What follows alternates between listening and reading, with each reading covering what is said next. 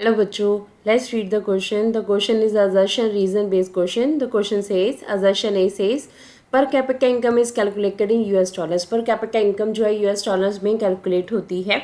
Reason R कहता है US dollar is not considered as the medium of global exchange कि US dollar जो है वो ग्लोबल एक्सचेंज का मीडियम नहीं है.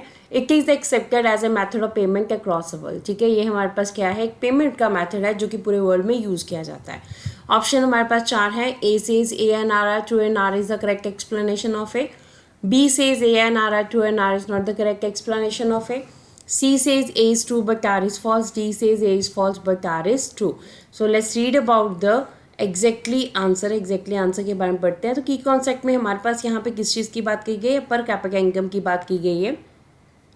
अगर हम इसको रीड करें तो per capita income of all countries is calculated in dollars because US dollar is considered as the medium of international exchange. देखिए पर कैपिटा इनकम जो है वो हर कंट्री की किस तरह से कैलकुलेट होती है, डॉलर्स में कैलकुलेट होती है, क्योंकि यूएस डॉलर जो है उसे एक मीडियम ऑफ इंटरनेशनल एक्सचेंज माना जाता है.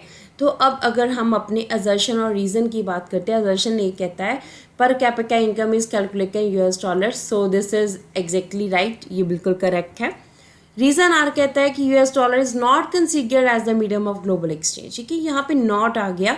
सो इट मीन्स ये हमारे पास रीज़न जो है वो गलत हो जाता है, क्योंकि यूएस डॉलर ग्लोबल एक्सचेंज का मीडियम है और इसे method of payment across the world माना जाता है. तो यहाँ पे नॉट नहीं आना था. सो इट मीन्स रीज़न हमारा जो है वो इनकरेक्ट हो जाता है. ए करेक्ट है एंड आर जो है वो फॉल्स है.